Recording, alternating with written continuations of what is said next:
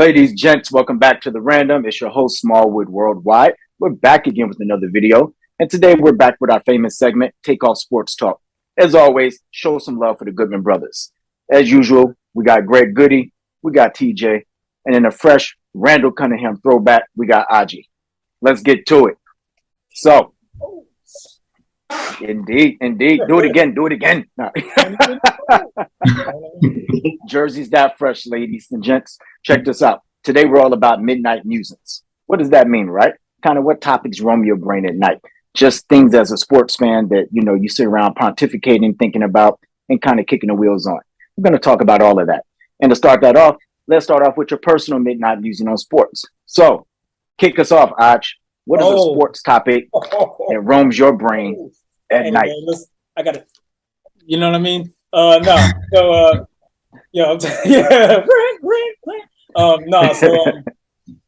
So the one that gets through my head is, I was thinking back when it happened, when LeBron James first left Cleveland, I was like, and he went to the Lakers. Look, that team is young. They don't really have a bench. They don't really have talent there. I was completely confused by why he would do such a thing, right? Until leaving the Cavaliers. And then it occurred to me as I thought back on his career, how much he hated Boston. Like, he hates Boston a lot. And it was verified in one of his latest shows or whatever. But I've been known, anybody who's followed the NBA already knows that him and Boston don't get along. They would have beef when he was at the Cavs the first time. They had beef when he was on the Heat, for sure. They had beef again when he was on the Cavs because he finally got rid of finally got him all the way out of there. Shout out to Kevin Garnett anyway, and Paul Pierce, the truth. Anyway, but he's had beef with this organization, the whole town, for years. Since he's been in the league, he's had beef. And I was like, maybe he chose LA because he wants to try to take LA over the top as far as the title run over Boston. And I think that's why he went. Like, I know that there was the business side and all this stuff, but the thing that runs through my mind is LeBron's beef with Boston is he wants to try to make sure that he has the Lakers be the all-time champions and not the Boston Celtics. And I think he's gotten them to a tie, I think, so far, by winning this bubble ring. So right. They get one more by hook or crook, then he's overtaking Boston. I believe once he does that, he'll probably leave LA. But he hates Boston, I believe, that much. That's that's my midnight music as far as that goes. I like it. I never thought of it from that perspective at all. Yeah. Indeed. TJ, you're a midnight musing. Sure. Hey, that was deep, Aj. I like that, man. All right, so my hard act to follow. That's why I said TJ. I know. Yeah, let me lower the bar before. All right. So mine is, I actually think about revamping boxing. Right. I love boxing. It's a great sport. Even bad fights are still good fights for the most part.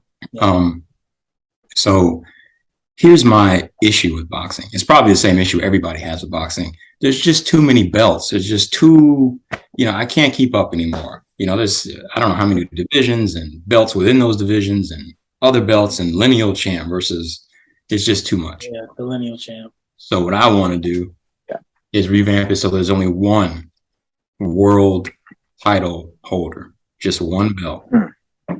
And the only other belts that there will be continental belts. So literally one belt per continent, right? So you've got a world champ and then you've got a continental champ. The world champ's fight schedule only consists of fighting continental champions.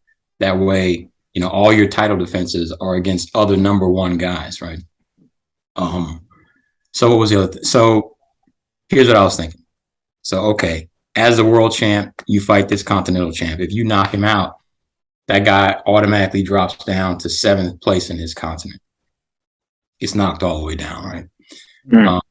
If you win by unanimous decision as the world champ, then that person gets knocked down to 5th place, right? If it's a decision and you win, then you can either get knocked down to 3rd position on your continent, or you can invoke a rematch clause. But if you lose the rematch, you drop all the way down to 10th in your continent. So to me, that would make all of the title fights extremely meaningful, right? And there would just be one person who can say, I'm the champ. I'm the world champ. I'm the best. Nobody can beat me. Oof. So that's my midnight musing. I think about stuff like that. I like that a lot because I can't stand lineal champ and this champ and paper champ and email champ. Why is there just not one champ? No, I think it was called, was it Devin Haney? Like he got email belts or something. Like, what is this? Like, just a champ. Can't keep up with it. That's real. That's real. I'm gonna jump on in here, right? It's great. I'm a night owl, so a lot of times at night I'm thinking about all kinds of things, usually to do with sports, right? And so my first midnight musing that I thought about is the WNBA. I feel like they got it right, and I want to know why the NFL and the NBA don't adapt this when it comes to playoffs. Now we know we have a AFC, NFC, we have the Western Conference, the Eastern Conference, but as it comes to playoff seedings, I've often wondered, why don't you just rank people based on their record? You know, I don't care if we get 12 teams from the Western Conference, Eastern Conference has to do better. I feel like you should not make the playoffs based upon the fact that, you know, you're playing in a weaker conference, right? I give you an example. I'm a pivot. The NFL. The NFL had it one year with Bill Belichick with Matt Castle, of all people, went 11-5. Okay. Yeah. Matt Castle hadn't started a game since high school, just to be clear. And he went to USC. All right. They went 11-5, had a fantastic season, but didn't make the playoffs just because it was that competitive in the AFC. Meanwhile, shout out to the Washington Commanders, formerly the Redskins, had a very mediocre year, all right, under Jay Gruden. Surprise. They backed into the playoffs. They literally backed into the playoffs with a losing record and got to host a playoff game to the Packers because they were the division winners, right? Even though if you rank them in the grand scheme of things, they wouldn't have made the playoffs, which they didn't deserve to do, and they got smoked for their troubles with that, weren't Aaron Rodgers, right? 37 unanswered points or something. But it's just like, listen, I think that it would be nice to see a change where when it comes to the playoff race, pick a number of teams, you know. So I think right now the NBA is like 8-8. So, hey, the top 16 teams, period, make it. NFL, whatever that looks like, the same thing. The top seeds make it. I don't care what conference they come from. And let everybody duke it out from there. And from there, we have our Super Bowl. My second midnight musing has to do with this hat right here, right? Oh. LeBron James. This is the year they lost to, I think, Kevin Durant and them, right? Of course, a super loaded team. You know, they brought him in to kind of be the hired assassin to kind of, all these people come together like the reverse Avengers to take down LeBron. And one of the things I didn't understand is, since high school, why has LeBron received so much hate? This is a guy that has done something that we rarely see. He's lived up to the hype. Usually, go back to I don't know if you all used to get Slam magazine. They used to have a section called Punks.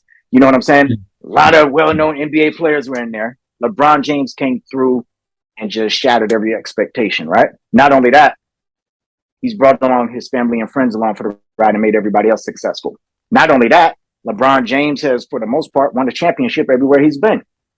If that's not enough, LeBron James has never demanded his way out of a contract. You know what he's done? He's fulfilled those contracts.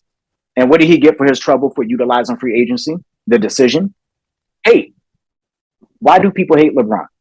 I've heard people in interviews with no talent, you know, on camera. Yeah, you know, LeBron needs to humble himself. What are you talking about?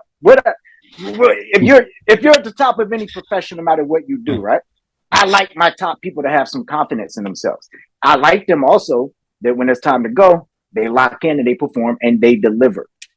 What hasn't LeBron done should be the conversation, not, you know, he should humble himself, or he said this statement about going to your regular life, or, hey, he decided what was good for him and his family and he left Cleveland. He went back. It's not fair. And he's a Laker, but he won a title, but it was in the bubble. And it's like, listen, the man is a winner in life and on the court.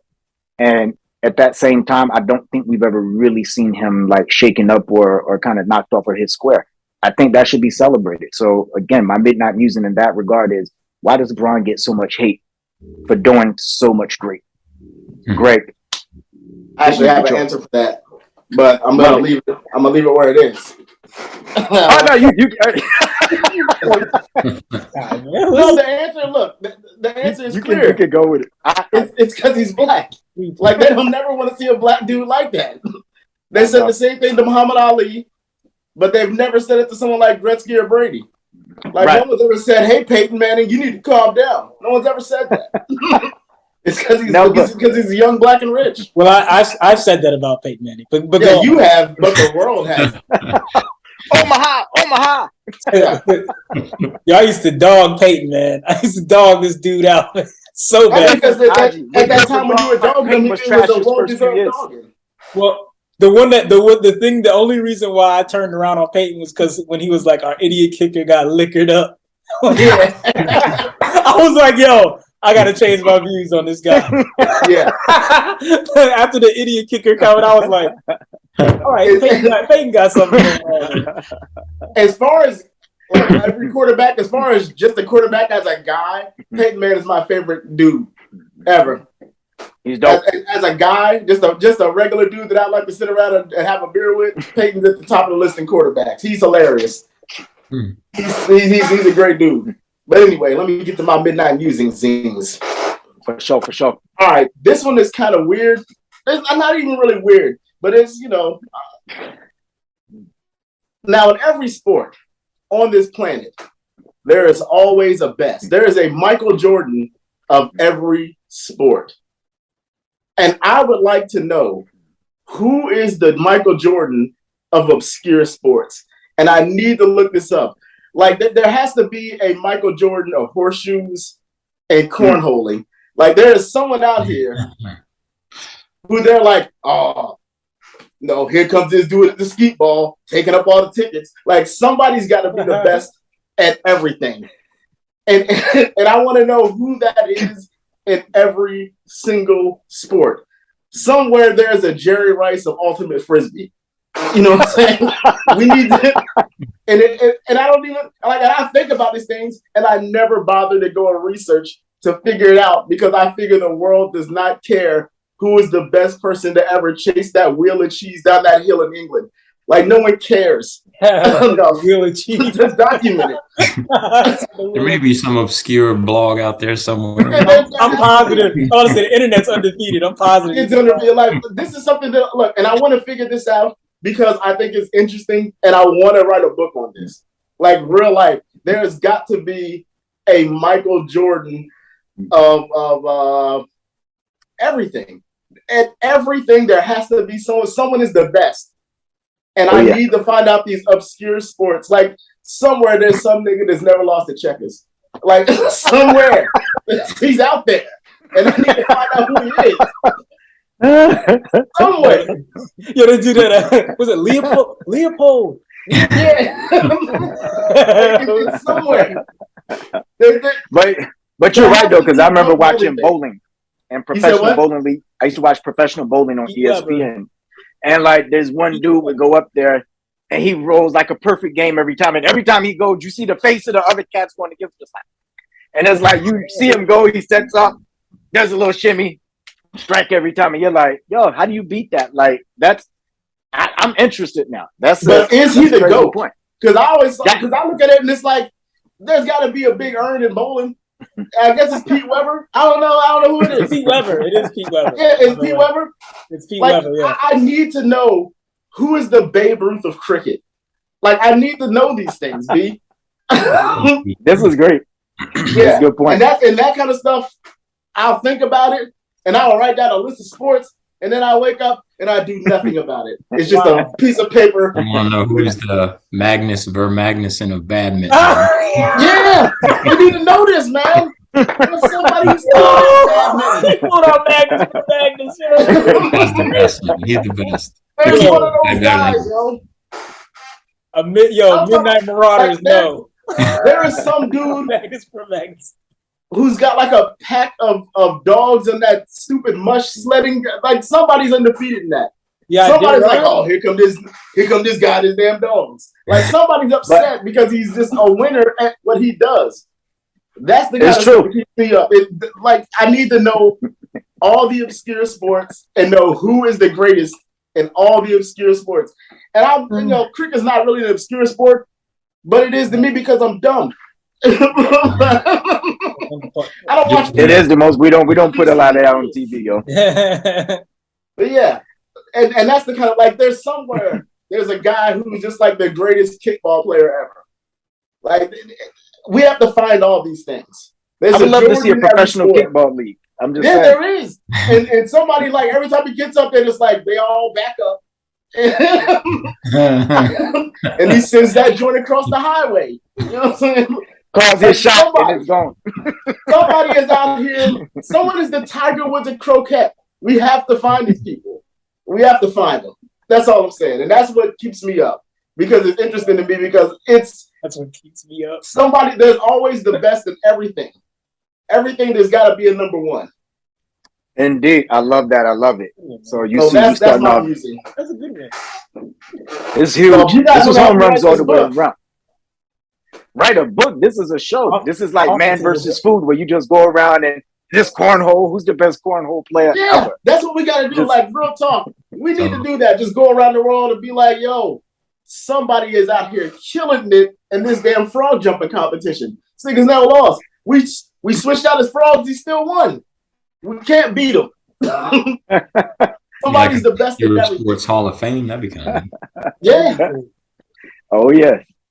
And this point here, my music, though. Midnight Musings is always entertaining. We're going to shift here a little bit. One of the things I like to think about at midnight, or that keeps me up at night, are fights. You know what I like? Nasty fights. You know what I like better than that? Bitter rivalries. So, TJ, take me through some of your favorite or a singular favorite bitter rivalry. All right, I got 5 written, but I'll just stick with the top 3. For sure. Grittiest, I got to go Ali Frazier, simply because of all of the, all the stuff outside of the fight and leading up to it. I don't know if Ali had genuine animosity towards Frazier, but it seemed like Frazier really didn't like him too much when I got in there. And I put that one number 1, not just for those reasons, but also because back in that era of boxing, there were 15 rounds. Yes. So these guys, the amount that they gave, they left pieces of themselves in the ring. There was just such a intense battle, all 3 of them, especially the third one where it was 110 degrees or something crazy like that. These guys are just absolute champions. Never give up, never give in. Really, they gave us something. I appreciate what they did for us. Number 2 I've got is Eric Morales versus Marco Antonio Barrera. That trilogy, I'm telling you, there was not one round where those guys didn't just give everything they had. So what made this series of fights so good to me is that these guys both, they throw in combination. So, one guy comes like Morales will come, he'll go 1, 2, 3, 4, and then Barrera comes back 1, 2, 3, 4, 5, and they're just back and forth. And they did that all 3 fights. So of course, the first fight, I think Morales won, and then Barrera. So they had to have the rubber match, which was, I think that was the one that was fight of the year. Maybe it was the middle one that was fight of the year. But anyway, those guys, it was a complete slugfest. Both of those guys are top of their game. If you don't know who they are, Mexican boxers, Mexican boxing, they were just going at it. And the last one on my list is, the Morales Barrera, that was 12 rounds. These were 10-round fights. And it's got to be Gotti Ward. Those 2 guys eating each other completely senseless. And actually, if that was on your list, I'll go to. No. Taking another one. It was on my list too. Just keep going. Okay, all right. It was on my list too, but I got another one. All right, cool. Yeah, I had 2 more, but since I went first, I guess I get the Gotti Award credit. I'll just go ahead and take it. That was an awesome trilogy. I've never seen 2 men take so much punishment. Those other fights, but these 2, the way that they punished each other. I know that they were in hospital beds in the same daggone room after all 3 fights. It was absolutely crazy, and the fights should have been over. So shout out to the referees for all 3 of these trilogies, because I don't think that any referee that's in there nowadays would allow the fights to continue. They were that gritty. Well, that one fight, the first fight, would have been stopped in the 11th round. Their reputation, which turned out to be the greatest round I've ever seen in boxing history. Best round I've ever seen. It was the 9th round, I think. No, that's right. You're right. It's the 9th round. Yeah. You're right. But I think their reputations allowed them a little more leeway, and they let them, and they made magic with it. So Yeah. You're right about that, but man, what your rep must be to let them continue. Gotti's beyond tough, and Mickey Ward is also blood and guts champion. So yeah, he even broke his hand, right? In the third fight, Gotti broke his hand. Yeah, I believe, like in the it was the 5th or 6th round. Yeah, he broke it early. Yeah, but it doesn't matter. And he kept on it. Yeah, hard dude, man. Yeah. Those are my three grittiest fight rivalries. Yo, top 3. I love it. Greg, hop in here. All right. Well, since I'm gonna hold odds off to last. Since TJ took my Gatti Ward joint, I'm gonna start off with Riddick Bowe and Evander Holyfield. As far as heavyweight boxing goes and trilogies, it's the second best one ever.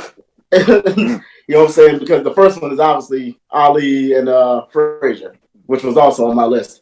Thanks, TJ. And but yeah, I went back recently and watched those fights, and I'm telling you right now, just the Holyfield has got the best chin I think I've ever seen in my life.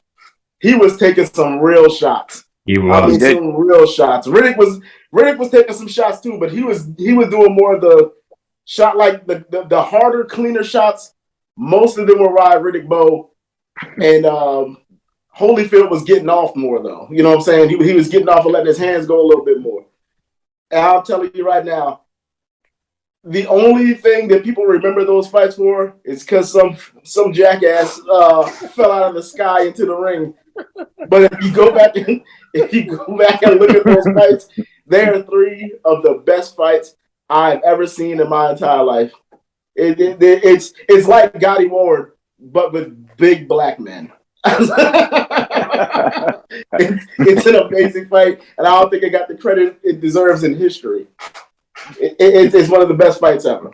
I agree. Okay. Amazing. The next rivalry.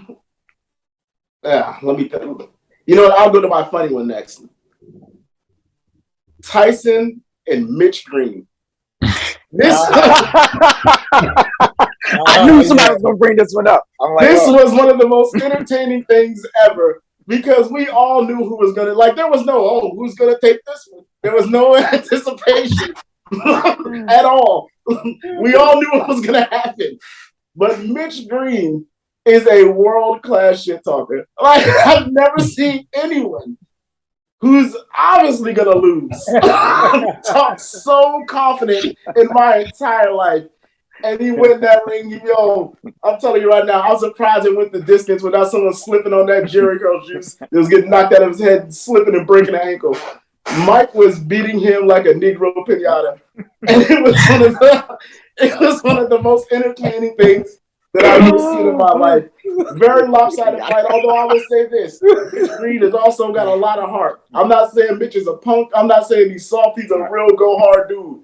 And if he would have stuck in boxing, he might have been decent. I don't think he would have ever been maybe top 10, but he would have been a great, let's test your metal. This is the guy you got to test your metal against, dude. You know what I'm saying? He would have fought on HBO a lot, getting his head knocked out by people coming up. You know what I'm saying? But like, if you can beat Mitch Green, you can get to the top 10. He would have been one of those guys. But yeah, that one, it was entertaining because it's like, come on, dude. We know how this ends. We know how this story ends, B.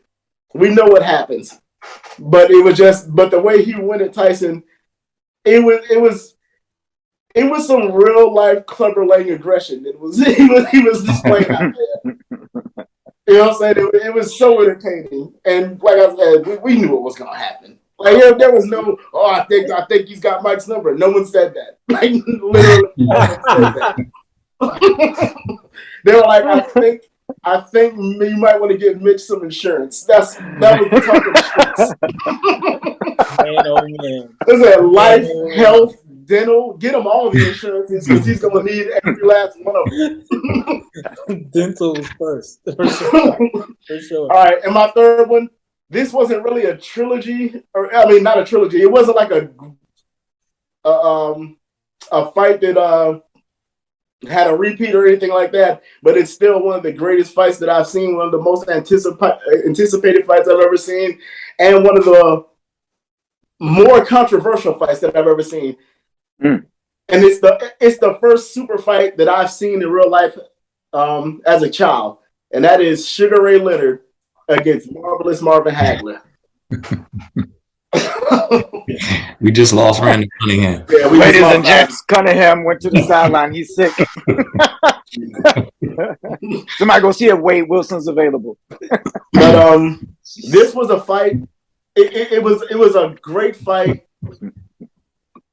just based on style. It's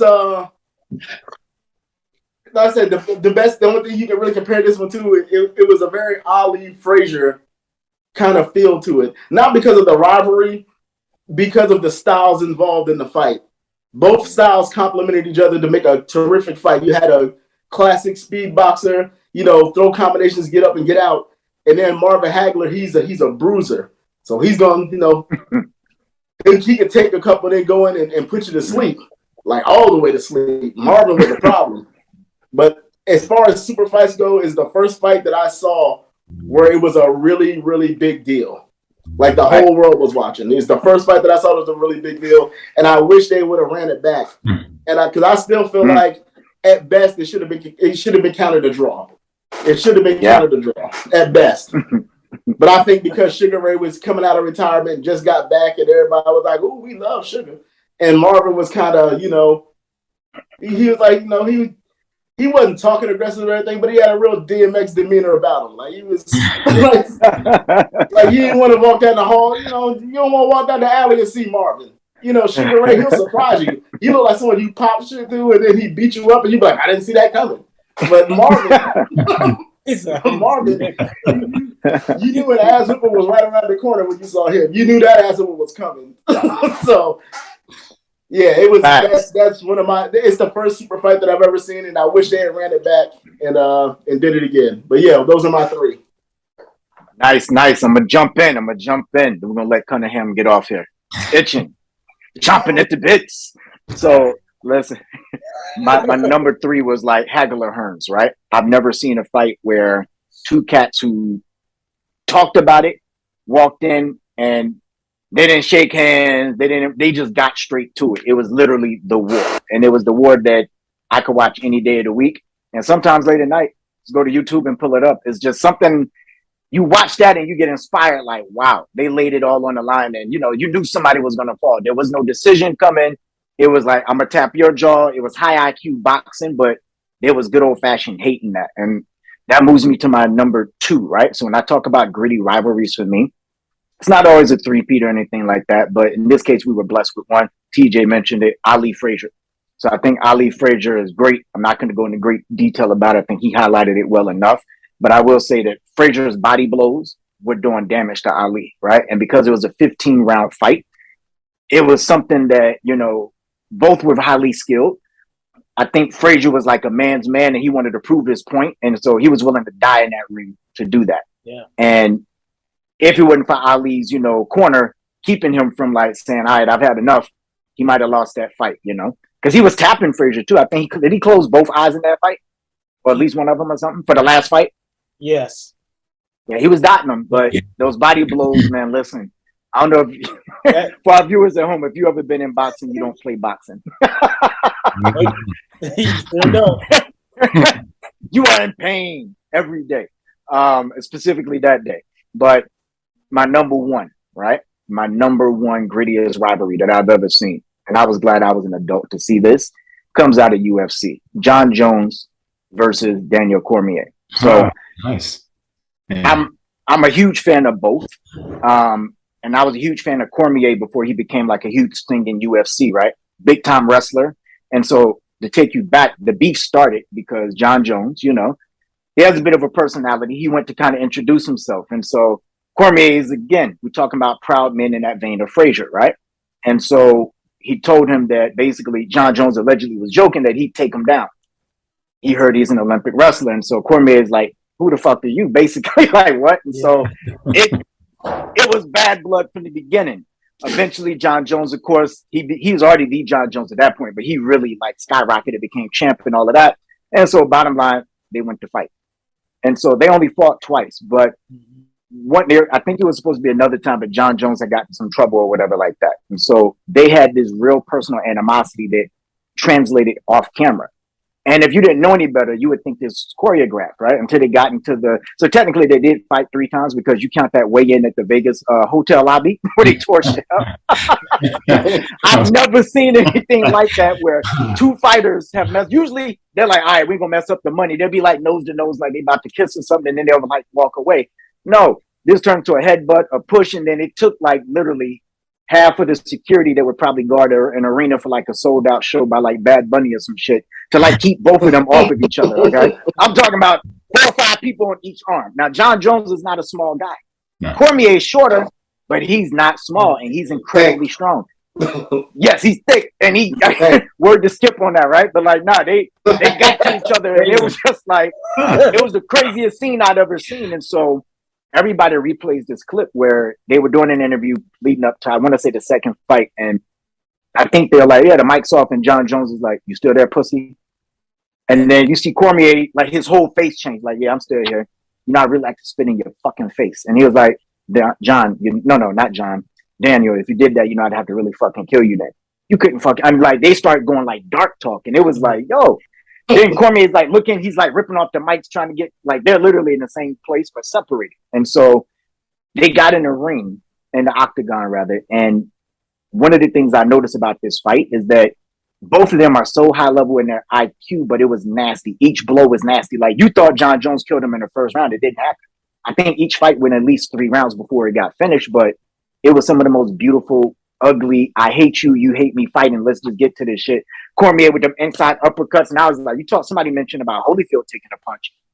John Jones can take a blow. Those blows were not light. And you're talking about like straight on point blank, but in the end, this guy is still something we've never seen before. John Jones, you know, he found a way to win. And I just think for me, I've never seen a rivalry like that where to this day, Cormier is retired. When he talks about any other opponent, there's like an element of respect.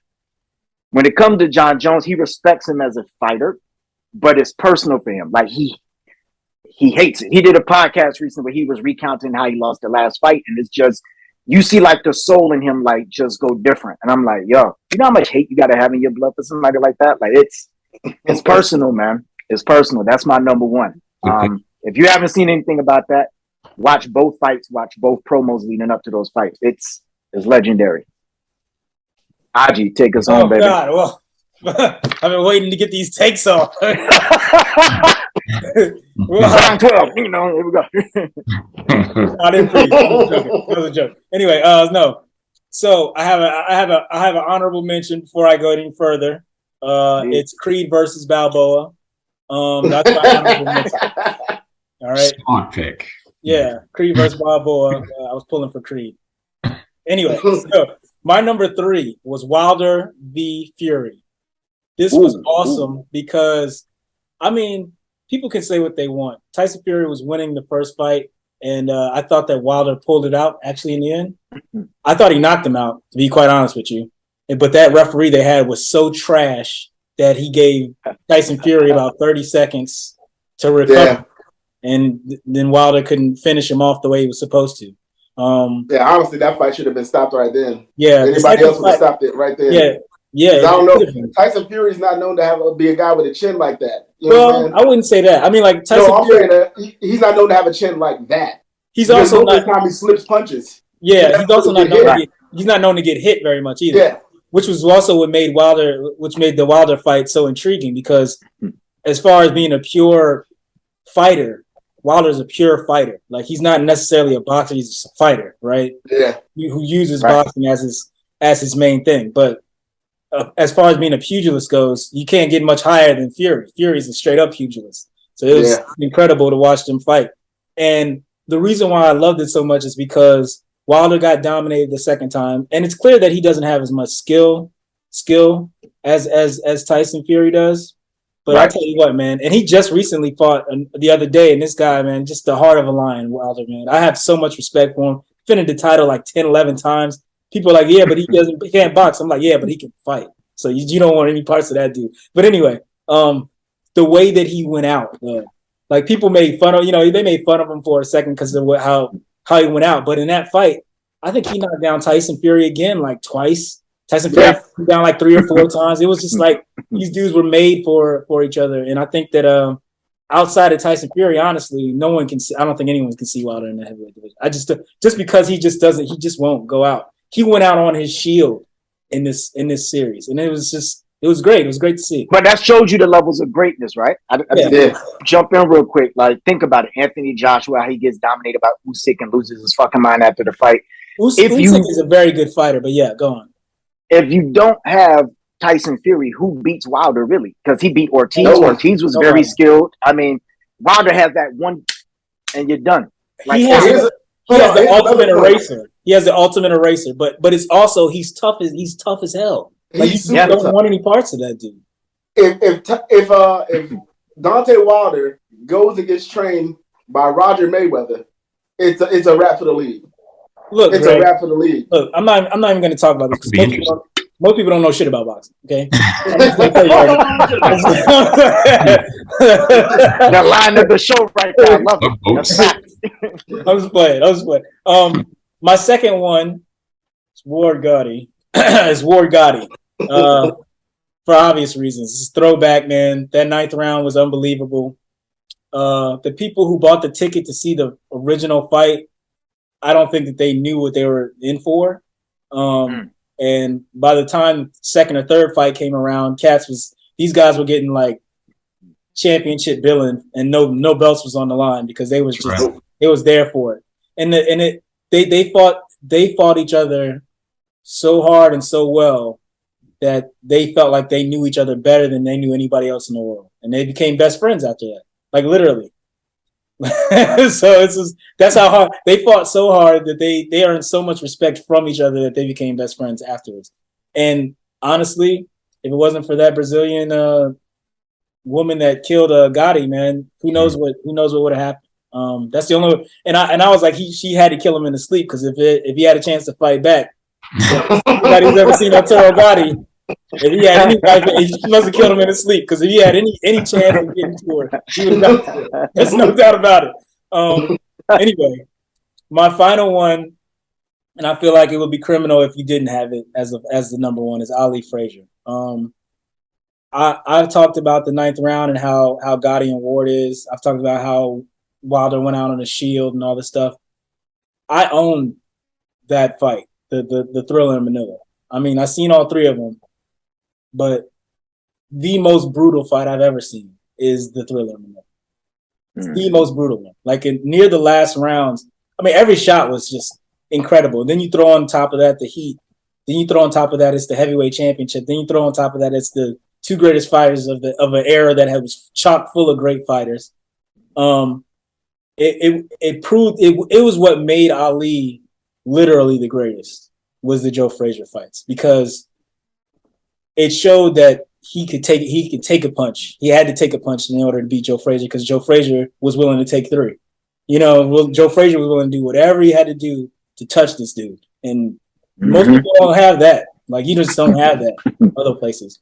But there was a couple of shots Ali hit. I remember Ali hit him, and Joe Frazier's mouthpiece went flying, and the only thing that changed is that he didn't have a mouthpiece in. He just kept coming. He just kept coming forward like a Terminator. If it wasn't for Eddie Fitch, who was his corner man, if it wasn't for Eddie Fitch, he would have died. He would have went out there and died. And Muhammad Ali said he's never felt closer to death in his life. Now that he's dead, rest in peace. But you get what I'm saying. So it's Ali Frazier. It's always Ali something. But Ali Frazier. He had a lot of great fights. I'm the champion. I'm the real champion. Okay, never mind. I'm sorry. That's it. Hey, we all forgot one. Malice at the Palace versus the Players. No, I'm kidding. Cases won that fight. That's a lot like Mitch Green versus Mike Tyson. Willie Robinson versus Jake LaMotta.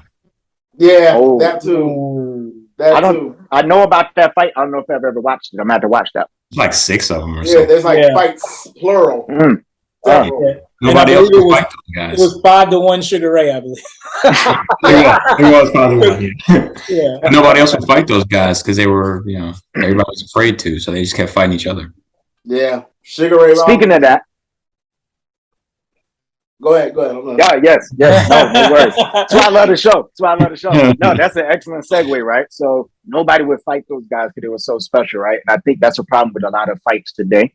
So with our next part of this segment, if you can make one fight, right? We talked about a lot of gritty rivalries, a lot of great fights.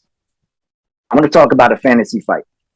You can set whatever parameters you want for it. Take a few moments and get it off here. Aj, I want you to go ahead and go first because I made you wait this last time here. What fight, if you could create any fight, any genre, any place, any time, who would be fighting? I got two of them. I'm going to do one that is off the beaten path, and I'm going to do one that probably people have thought of. First one, Floyd Mayweather versus Pernell Whitaker. Ooh. I believe Pernell Whitaker wins that fight. Ooh. I don't think that you've seen Pernell Whitaker fight. I've seen Pernell Whitaker fight. I've also seen Floyd Mayweather fight. You got to go back. I've never seen Floyd Mayweather lose. That's what I've never seen. You know what's funny? I've never seen Pernell Whitaker lose. You see what I'm saying? Like, he lost to De La Hoya, but did he lose to De La Hoya? De La Hoya don't even count that as a win. I mean, like, I don't know what to say. I saw the fight. I was like, fair enough. I'm just saying I ain't never seen Floyd lose. That's all I'm saying. I've never seen Pernell Whitaker lose a fight. I've seen him get a fight taken from him. But this dude, I mean, true. I've never seen Floyd Mayweather in a close fight. like I've never seen it where this can go either way. I'm not saying it like it's a pushover. I'm just saying like Pernell Whitaker is an offensively minded Floyd Mayweather because he was also known as a defensive wizard. It would just be the ability to slip punches. You ain't gonna find too many better than Sweet Pea. Sweet Pea was great at that. Sweet Pea was crazy. But I got one that's even better for you. Let me be even more frank. Okay? There's one that's even better than that. Real boxing fans know. Layla Ali versus Ann Wolfe. Ooh. And I gotta be honest, I don't know who wins that. But yeah, I would love to see it. That's a serious fight. I might have to go with Ann on this one. Layla was bad, but I might have to go with Ann. That'd be the new Ali and Frazier. I wanted to see that match. Why didn't they fight? What was the reason? I forgot. I think it was more so like stuff outside of the ring that couldn't get made because they wanted to fight each other. And Wolf was making it as if Ali was ducking her. And anybody knows anything about Layla Ali is she ain't ducking nothing. She's not ducking anything. I don't think so. At 40 years old, she almost fought. What's the young girl with a lot of mouth? Clarissa Shields. She was ready to step in there and they were this close to making that fight. That would have been interesting because Clarissa Shields is she can box, but I would know can she take a? We would have found out. Can she take a punch though? Because if Ali touched her, hey, that would have been interesting. Layla is nothing. She's like Wu-Tang Clan. You know what I'm saying? You know what I'm saying? Ain't nothing to mess with. Ain't nothing to mess with. And Ann Wolfe to this day has probably a top 10 knockout of all time when she knocked out that big woman. Tall Croatian. Yeah, that tall Croatian. When I saw that knockout, I didn't see it coming, and so I kept rewinding, and it took me like scrubbing the video. She didn't see it either, right? She turned in the video and looked at me and said, I don't see this coming right. I'm like, I still don't see it. But and people, it just happened. Yeah, people would look at that and say, "Oh, she just caught her," and it's like, no, all of Ann Wolfe's fights look like that. All of them, all of them have a decent chance of something like that happening. He smoked her so bad, like I rewinded it, Aj, no lie, like 5 times trying to see what she saw, because I always like to see what a fighter sees before they throw the blow or what the setup was, but it was just like, I'm finishing you, and it was like, Ann Wolfe, she is. I rest my case. I rest my case. You know what I mean? Hold on. You know what I mean? I rest my case. Exactly. Those were my two that I came up with. Pernell Whitaker v. Floyd Mayweather. That's my dream card. Pernell Whitaker v. Floyd Mayweather. Layla Ali v. Ann Wolfe. That's it. I'll jump in. So mine is more of a fantasy fight, right? So inside of a steel cage, right? I would love to see John Jones, right? And I'd probably shrink him in height to about maybe 5'10" and have him fight against Bruce Lee and increase his height to about the same thing, right? And I would love to see with UFC rules what that fight would look like. So Bruce Lee was lightning. Hold on, Greg. Bruce Lee was lightning quick, and Super I think he also, from what I understand, could take a blow better than what most people think. Both were high in IQ.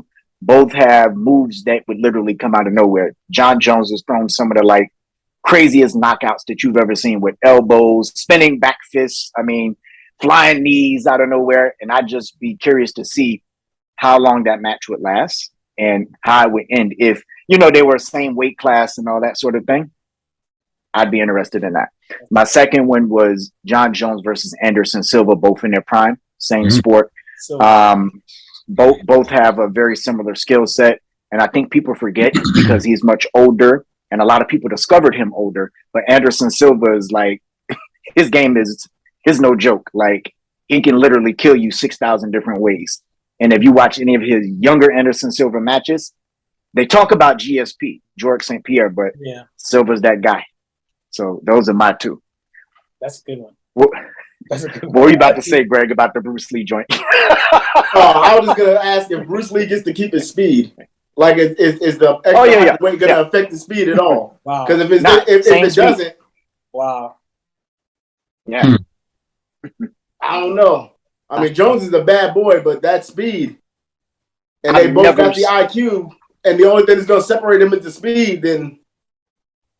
Yeah, Bruce Lee was that might be his first real Bruce is too fast. Super fast. Yeah, because I thought about it, right? Bruce, there was this fight that allegedly took place, kind of didn't take place. Him and another guy, something Wong. They had like a dispute over teachings or whatever like that. And so allegedly they met privately to fight. And so on one hand, they're saying Bruce Lee beat the hell out of him, right? And then the guy basically tapped. On the other side, the guy was like, he just was like more defensive and, it was like a 20, 25 minute fight and they just called it a day, I mean, that's a long time to fight anyway, but it's just like nobody had it where Bruce got his ass whooped, right? And so no.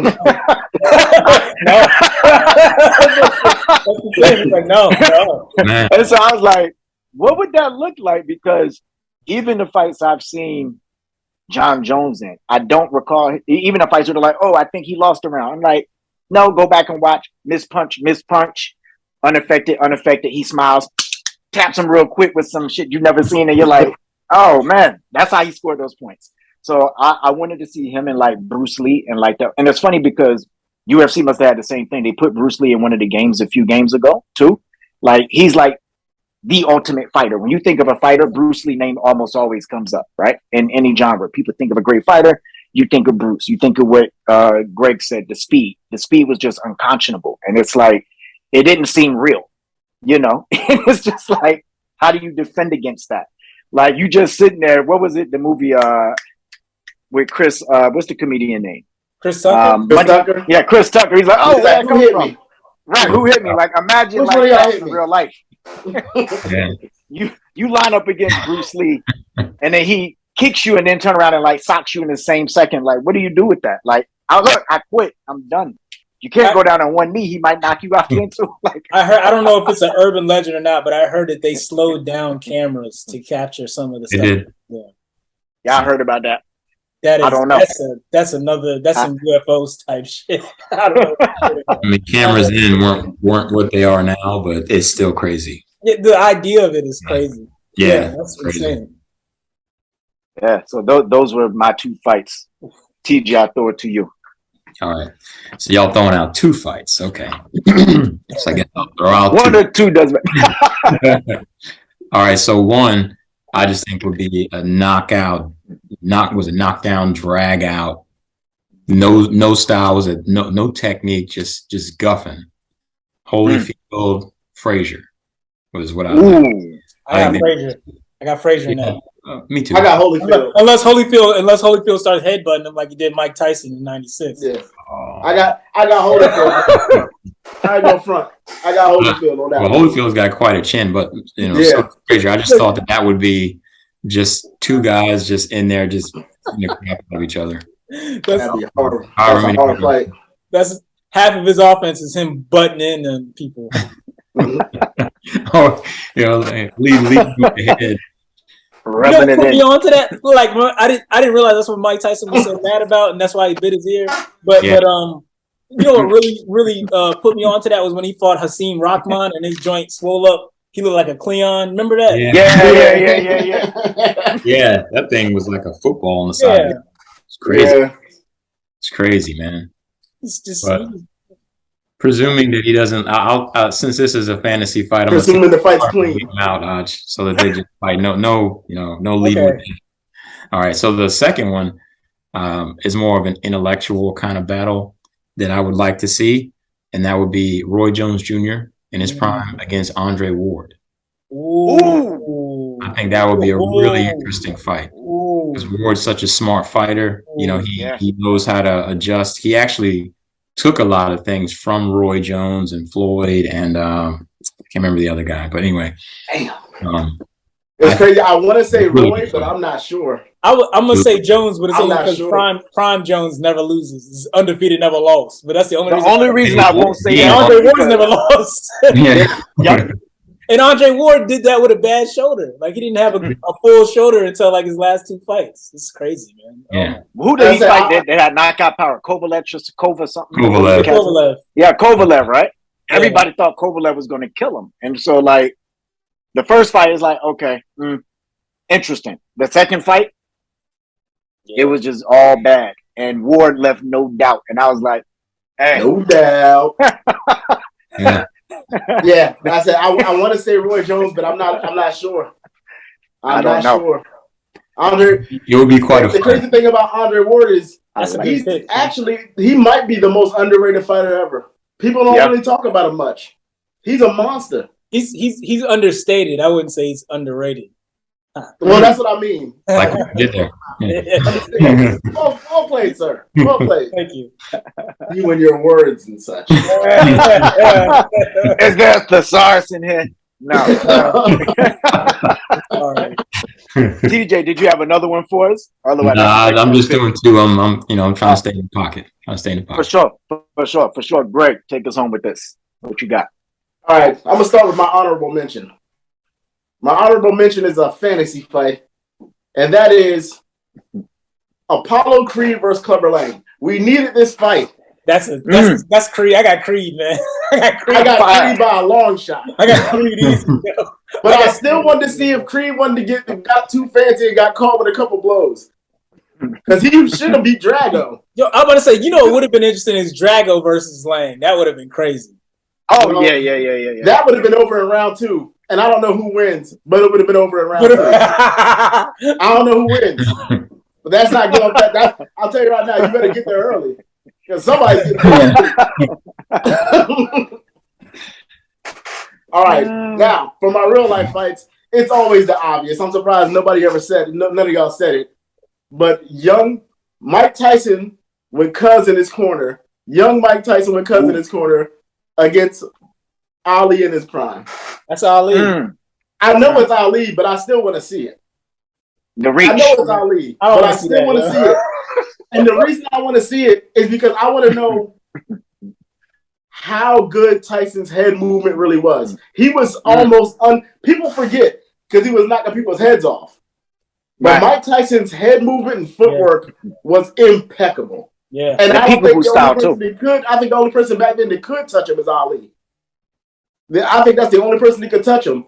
But Ali, on the other turn, Mike Tyson, because he's so fast and so powerful, I'm wondering if he actually catches the young Ali, catches him in the body a couple times. I'm saying if. It probably won't.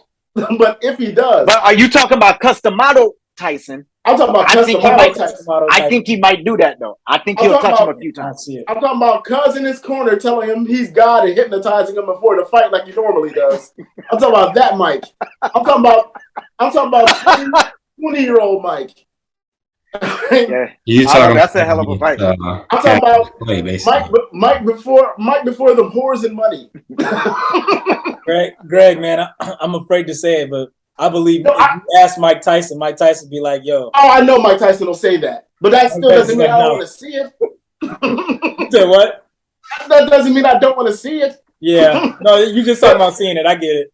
Yeah, but I know Ali's gonna win the fight.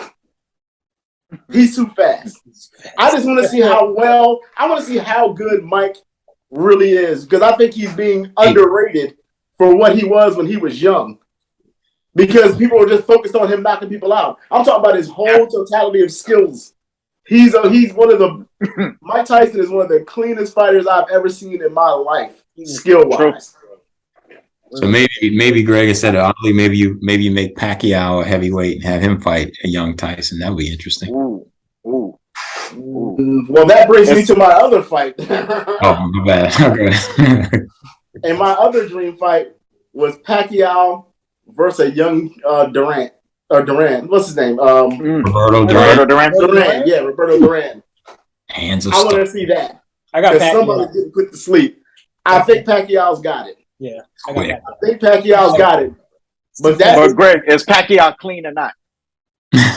Yo, what happened here? Yo, slandering Pacquiao. No, we can't. Okay. You know what, man? I'm out of here. Man. I can't. We lost Pacquiao's Lost. gonna fight him. We have lost feed. We have lost the feed. This is the Pacquiao. The Pacquiao that's gonna fight him. Is no dope in his veins. There's no dope in his veins, but he just ate his pet dog. Like that Pacquiao. That one. That's Pacquiao getting hit flush in the face 5 times and still just coming forward like nothing happened. Yeah. Yeah, that That happened. That's cold blooded, man. I'm not gonna sit here and let y'all talk about Pacquiao. Oh, and I had one more too. I had one more, and that was Bernard Hopkins. I wanted to see Bernard Hopkins against Marvin Hagler. Let's see how that worked out. That's an intriguing fight. It's Marvin Hagler.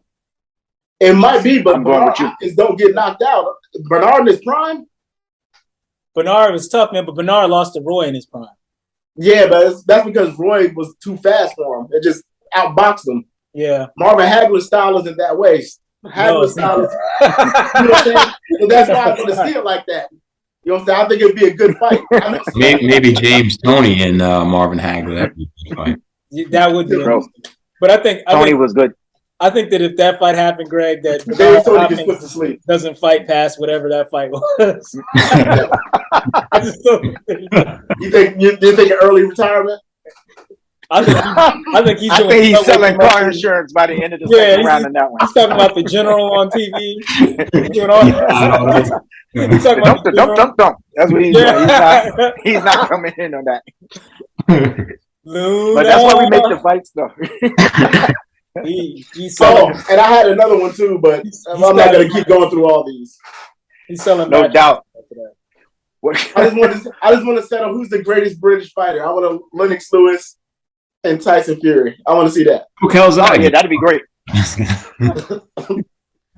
I want to see punches and bunches, and just trumpets all over the ring.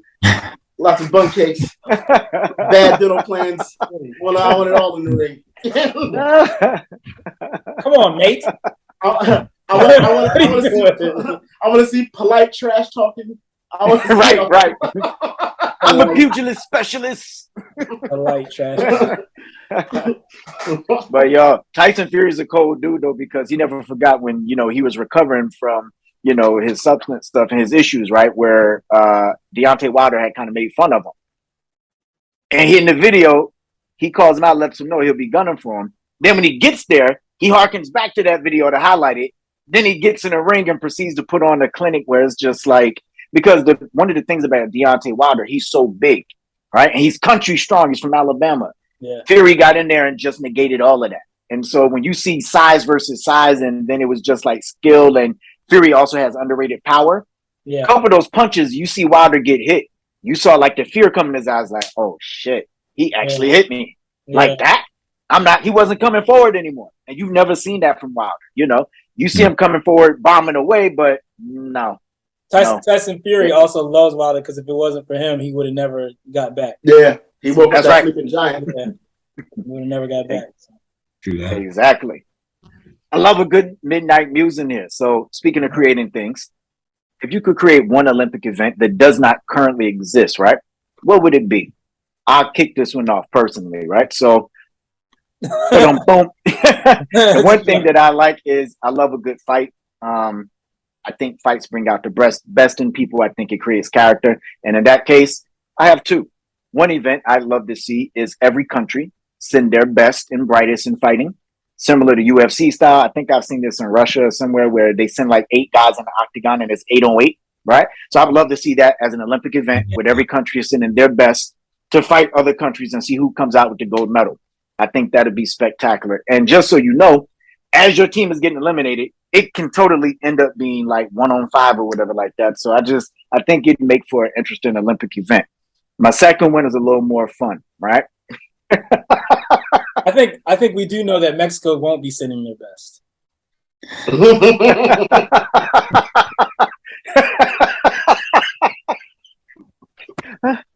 Mud wrestling.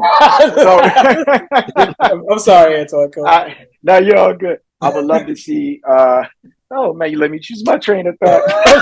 I'm sorry. We're live. I like mud wrestling, right? But I would like to pair it with sumo wrestling in particular. So sumo mud wrestling, I think that would make for an excellent Olympic event, right? The sumo wrestlers are like some of the most skilled athletes in the world, balancing size and speed and a number of things. At first I just thought it was 2 fat guys just trying to push each other off the square, but I watched some documentaries on it. I was like, yo, this sport is deep in their preparation and how they even approach these fights. I was like, what if you take this, make it an Olympic event, but add mud to it? It'd be a hell of a fight. I like that. It'd be must-see TV. So those are my 2 events that I would love to see. I'll pass it to you, Arch. What you got? Hold on. I'm gonna say that with everything from here on now, yo. Everything that I like, I'm like, hey, yo, how about this? We're gonna go downtown. We're gonna go to the club. Go get these girls. Add some mud to it. I'm putting down everything from here on Add a out. little mud to everything. That's dope. All right, go ahead, Al. I'm sorry. No. First thing, sumo wrestlers, to this day, I still don't understand why nobody from the NFL tries to get an offensive lineman full of sumo wrestlers. Because those sumo wrestlers are making way too much money. I don't know if you know the life of a Yokozuna, but they got all the broads and all the money. That's a great point. They live a life Ross over there. I'm just saying, I would definitely have thought to try to keep that in Cali. But I did. Go ahead. But I've been long-winded today, so I'm going to try to keep it short. And it's an Ocho classic. It's something that we all would watch. Everyone would watch it, and that's dodgeball. Dodgeball should be in it. I like it. Yeah, I like it. Dodgeball does work.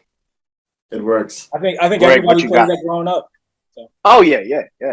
Dodgeball, kickball. Yeah. At first, I was gonna say crab soccer, but I was like, nah, no one's. But you know what I like better than dodgeball, Arch? What? Dodgeball with mud. Nah.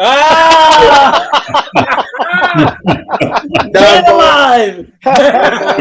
Headlines. Muddy ball is innovation. You're like. The replays would be incredible. So far, I got to say, adding the mud does. Add some mud in. Hasn't gone wrong yet. Greg, what you got for us? Okay, this. I mean, I don't know how they would set this up or do it, but y'all seen that American Ninja Warrior thing where they're running through the things and do. I'd like to see that in the Olympics. That's a good one. That's cool. But seeing that it is a thing for ninjas, I'm thinking the Japanese are gonna run away with those gold medals for the most part. I mean, it is straight out of their culture. They know exactly what they're doing. They're winning all the Floor is Lava games. Nah. Yeah, they're winning all those. The floor is lava. The floor is lava. But I'd like to see that in the Olympics, and see how that turns out. I guess I don't know what the sport would be called or how they would set up the obstacle course, or would they all go through one time and just the best time wins, or is there rounds? I don't know. But I think I'm interested though. I'm interested in that. The agility alone. I'd love to see how that goes. That's like some of the most athletic stuff I've ever seen. Like, I don't know. You got to be a pure athlete to do that. Or what are those guys? They do like free running, and the women who do it too. When you run and you like jump over buildings, and they're like running up the side of the thing. Parkour. Yeah. That's nuts too. That's nuts. Parkour. They can have ultimate tag. Yo, I watched some of that for the first time the other day. I That's didn't know wild. that exists where like, they're hopping over like these Yeah. obstacle course things, playing tag. Yo, that as an Olympic sport would be elite. That would That be. would be. That'd be pretty cool. That would. You know what will make it elite though? Add some mud. That's a mud tool. Yeah. That's it. Sprinkle of mud. Mud on it. When he goes to make that final tag and slips off the handlebar, drenched with mud, goes down face first. Like, oh, wipe out. I guess you don't get the medal today. Welcome to first loser, silver medal. No, TJ, take us home with this one. All right, I just got one. And it took me a while to find the name of it because I saw this YouTube clip, I don't know how long ago. And I was like, man, that is insane. I can't believe that people can actually do that. But it's called Sepak Takraw or Takraw, something like that. What's that? It's like a dish from New Orleans. What the hell is that? Well, it's not a dish from New Orleans, but it's close. Anyway, it's like it's like volleyball, but they just play with their feet. So there's I know what you're talking about. yeah. So you guys have probably seen it too, right? I didn't know that was the name of it. I didn't have any idea how to even look it up, but I ended up finding it by accident. But man, it's just That's just crazy. crazy amount of skill that these guys display. And it's fast paced, you know, it's fast paced, takes a lot of skill, and they have some amazing volleys and stuff. So I mean, you know, anytime you got a good volley play going, that's entertaining, right? From ping pong all the way up to tennis. So Oh yeah. yeah, so that was my sport that I wanted to be in the Olympics, if it could be. I think it'd be entertaining. That's great. We need to find out who's the Jordan of that, Jordan. I don't know. Seriously, it reminds Find out. me. Didn't they have a badminton added to the Olympics, and they had like these little 4'11" Asian cats, like they were like hitting. It was like lightning fast. I was like, yo, Yeah. I've never seen. I'm like, how do you know? Like, it's nuts. Like, Google that, ladies and gents, if you haven't seen that. But it's truly some of the most amazing things you've never seen. You're like, how did I find this? Why is it? Yeah. Yeah, that's But like, it's like it's a high level. yeah, it's ridiculous. Like 2:30 in the morning, I'm just like, oh shit, it's 2:30. Like, wait, I gotta see more of this. Like Greg said, who's the Michael Jordan of this? You know. But yeah, we want to close out today's show, right? First, I'm going to pay honor to one of my personal GOATs here, who just retired last night, as we talk about what makes a GOAT. So shout out to Serena Williams, who for 20 plus years took everybody's best shot, took on things that nobody should have to take on. And then in between that, happened to win 23 Grand Slams and a number of other championships, pioneered in the sport in a way that nobody ever has. In an individual sport where you stand alone in the arena, win, lose, or draw, you're responsible for that. And she never made excuses. She never cheated the game. In fact, she elevated it. She is the standard. So shout out to the GOAT there, Serena. Well done. As she evolves, as she says, not retires into something new. We look forward to seeing whatever that means. Now, back to us here. What makes a GOAT, right? Just kind of a roundtable discussion. When you think of a GOAT, whether it's a Serena Williams or a Michael Jordan or whomever you think is a GOAT in any sport, right? Whether they're active or, retired. TJ, what are some of the ingredients you think that kind of goes into being a GOAT? All right, so I boiled this down to 5, my big 5. So first one is going to sound a little hokey at first, but I'll explain it.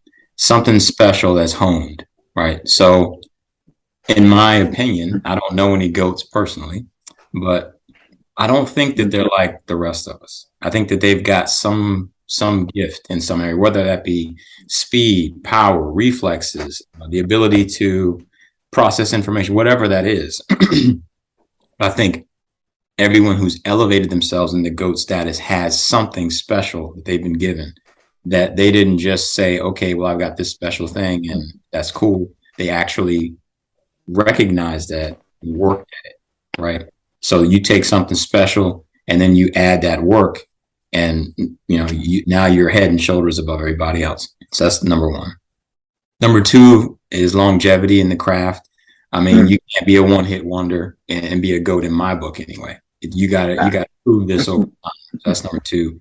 Third one is adaptation, right? Because you're going to be in there for a long time, you're going to be a different the different athlete, player, whatever, than you at the end of your career than you were at the beginning, right? You're going to be different. So your ability to adapt over time also is something that is one of the ingredients of being a GOAT, in my opinion.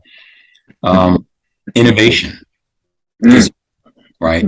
I can't think of any GOATs that they haven't done something where people behind them grab onto it, and they do something new, something that hasn't been done before. They show you something that's fresh, right? So now everyone behind you now can put that in their toolbox because you've unlocked this thing. And the last one I have, of course, is dominance, right? If you want to be a GOAT, you can't be barely skimping by, right? You got to have, these moments where you get in there and you kick everybody's tail. That's part of what makes you the greatest, right? Right. When you're the greatest, people say, well, this guy was so dominant that if he were around today, then he would still dominate. They don't say, well, this guy almost did. He was pretty good, and he was, a little bit better than this other person. That's not, in my opinion, what makes a GOAT. You gotta be dominant. Now, maybe you don't have to be dominant over that whole long stretch of your career, but at some point, you have to be head and shoulders above everybody else. And that's the 5 ingredients that I think make up a GOAT. I like it. Aj, what you got? So, unlike the well-researched TJ, I only had one. And that was it's to me, it's probably the biggest asset that anybody can possess and that anybody can possess and obtain. And it just varies as far as degrees of how well you can do it, kind of thing. And that is perseverance. The ability to persevere. Not everything's going to go your way all the time. You still find a way to win.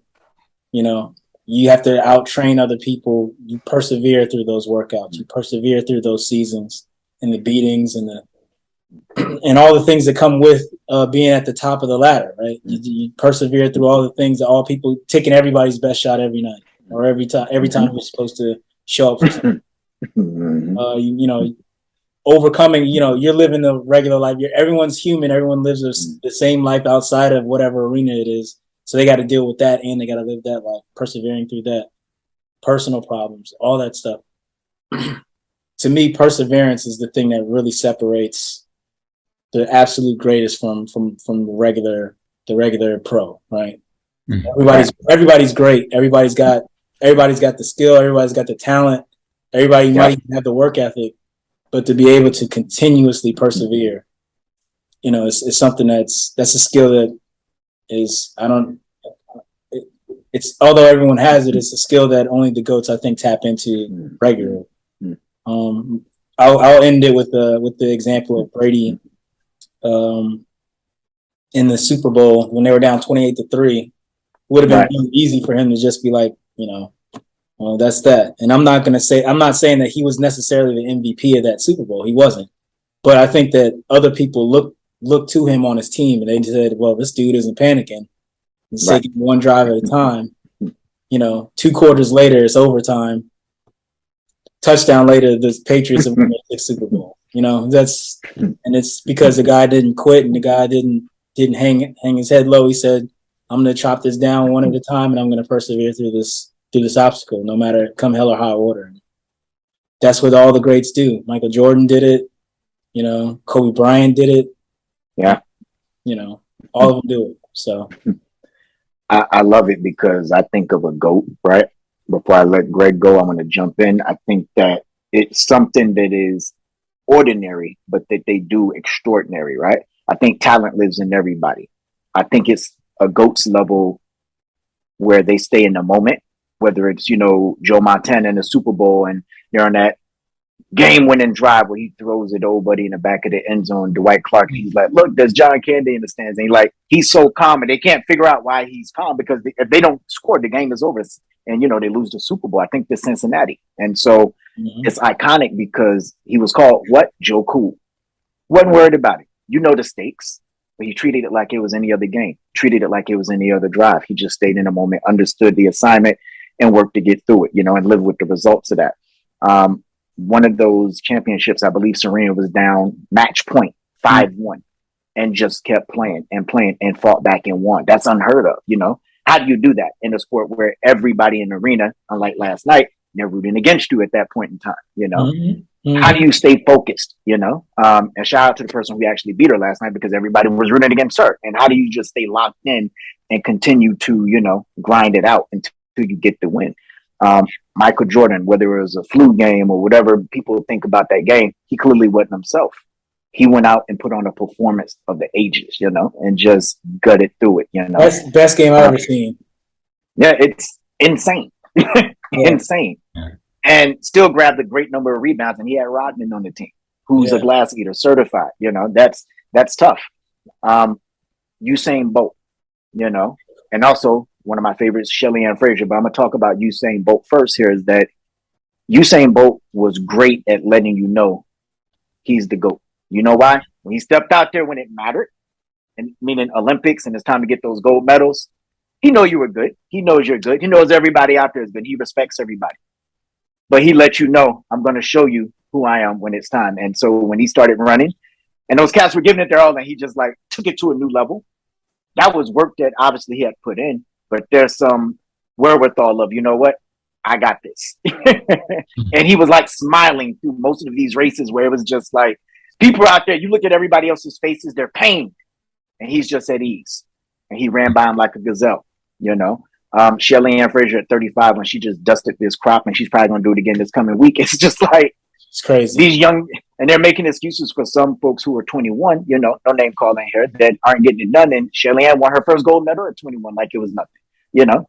And it's her ability to stay locked in, stay focused, stay poised, and also, I'm here to dominate. And I think I missed that with, sometimes they call people GOATs now, and I'm like, but they don't step out expecting to win. They're almost surprised by it, right? So you talked about Brady. One of the things about Brady, love him, hate him, whatever you think about him, the guy wants to win. Yeah. You know, Kobe Bryant, another person who was polarizing. Guess what? He wanted to win. He hated the fact that, you know, I didn't want to lose. So if he said he was going to go get 60, he was going to go out there and get it. He did whatever it took to get it done. You know, if you let him get 81, he got 81 on you, you know, and would have got 100 if he could have. It's just that kind of thing. So when I think of like GOATs, I think of a number of ingredients, and I think TJ hit it home the best with all the different points. But for me, it's like their ability to dominate, and for them to step out there knowing, yeah, you're good, but I'm going to show you that there's levels to this. Greg, what you got? Mine's very similar to TJ's. I broke it down to a couple of categories. Think about 5 categories like he did. The first one is production. Now, in order to be a GOAT, you either got to be the absolute undisputed best at something, or you got to be really great at everything. Your numbers have to. Your numbers got to say that you're worthy of this title. So you got to have the points, whatever your position is, whatever sport it is, you got to have all the numbers that says that I'm the best. Period. Yeah. And if I'm not the best, I'm better than most at everything. It's an all around, all encompassing thing. Your numbers have to be there. That's one. Two, tell a story. Yeah. 2 is peak. Now, when you're at your peak, there's no question that you're the best in that sport at that time. Like no one was ever like, I don't know, Charles Barkley's on Michael Jordan's heels. No one ever said that. No one ever said that at all. When Ali was doing his thing, nobody was like, you know what, I think this all these guys overrated. And if they did say it, it was something based on racism at that point. It was all based on racism. They knew that Ali was the best. And at your peak, at the top of your game, there should be no questions about who is if you're the greatest or not in your sport. Which brings me to my next one, is longevity. Much like TJ said, you can't be the man for a season and then next year you're just another guy. You can't Jeremy Lin your way through this. Okay, Jeremy Lin was great for like 10 games. And nobody's like, you know what? We need to make a statue to this Jeremy Lin guy. Insanity, baby. Yeah, Lynn Sandy. He got a whole nickname for 4 good games. You know what I'm saying? And that's not shitting on Jeremy Lin. I mean, he came I don't know. no one's ever no one's confusing Jeremy Lin with Magic Johnson. That's all I'm saying. No. He had a moment. All right. Magic Lin. Yo, you remember Jeremy Lin waved off Kobe? He was like, nah, I got this. Yeah, which was super dope, super ballsy. It's a good thing he made it. Jeremy Lin would have got beat up in that locker room. He got would have got rolled in that parking lot. If you would have had to guess who it is, he would have had Mamba prints all over him.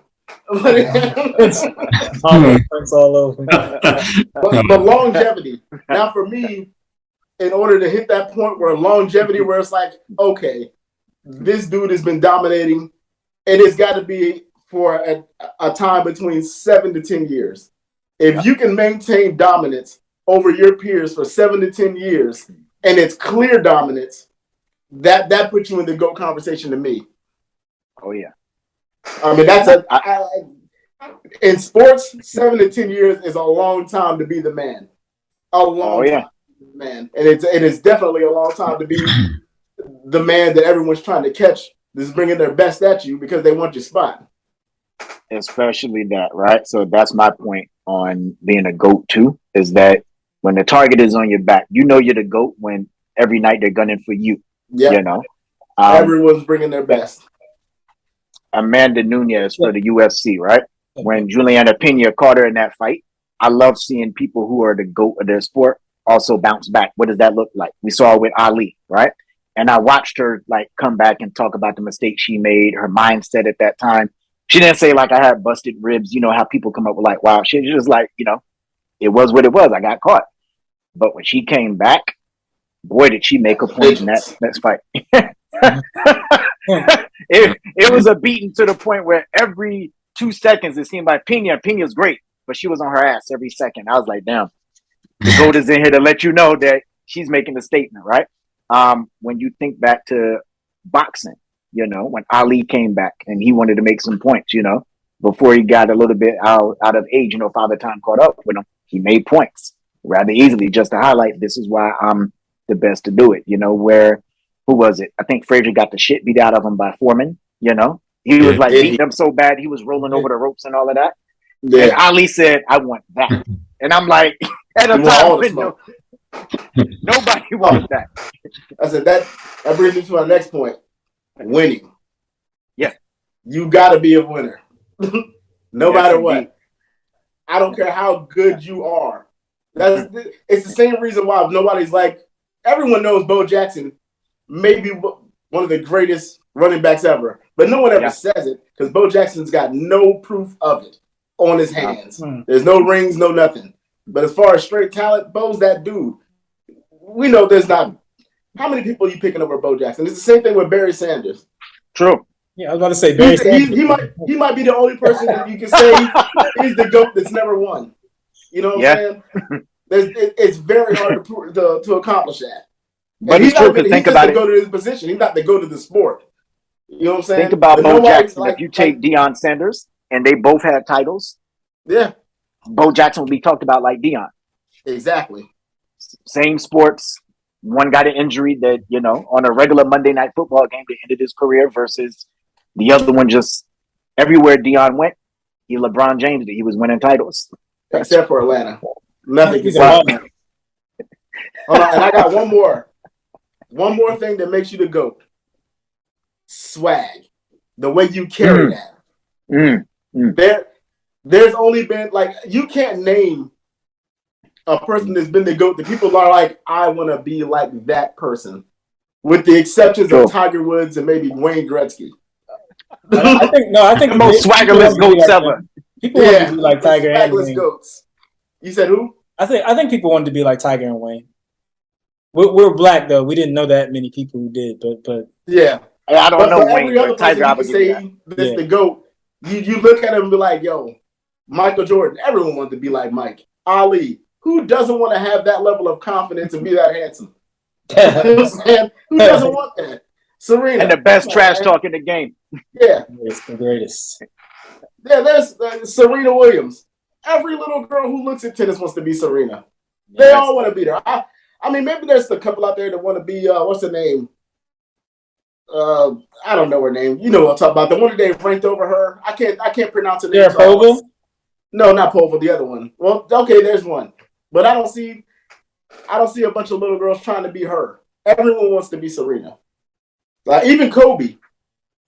People love Kobe. Yeah, they do. Kobe carried himself and how he moved through crowds. Magic Johnson. Come on, man. Everyone wanted to be Magic Johnson until around 1992. Then they were like, maybe not. Before then.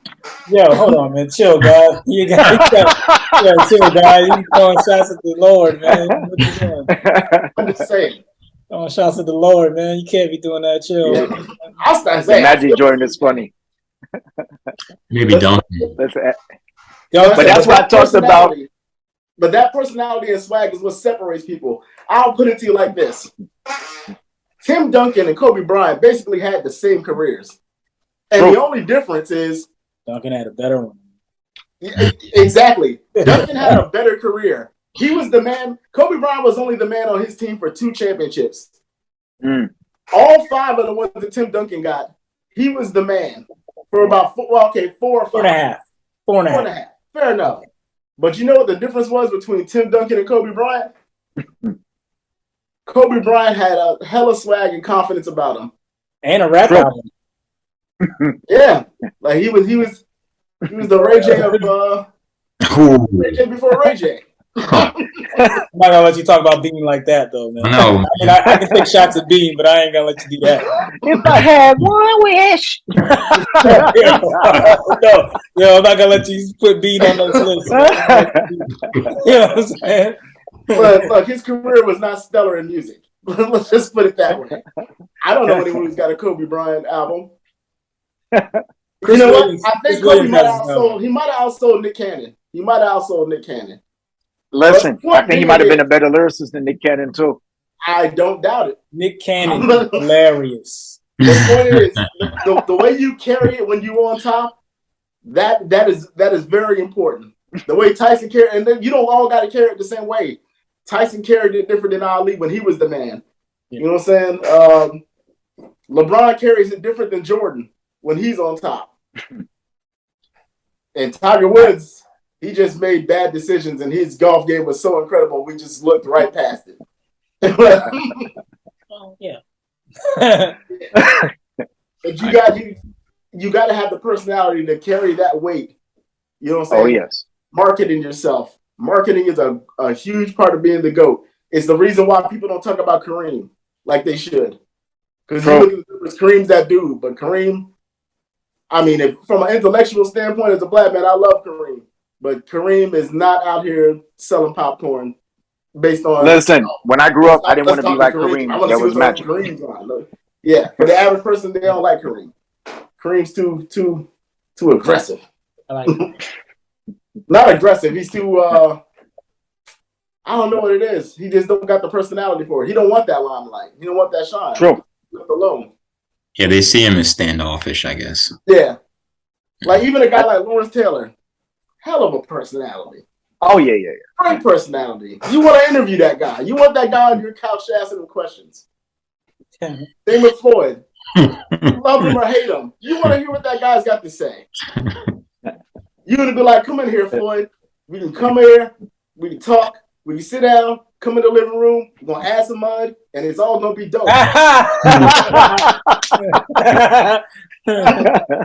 going to add some mud. I love it. And ladies and gents, that's our show for today. The secret to a great midnight musing, add some mud. Listen, it's your host, Smallwood Worldwide, here with the Goodman brothers as well. Hit us up in the comments. Let us know some of your favorite midnight musing topics. What's on your mind? And we'll see you again on the next edition of TakeOff Sports Talk. Peace. Peace.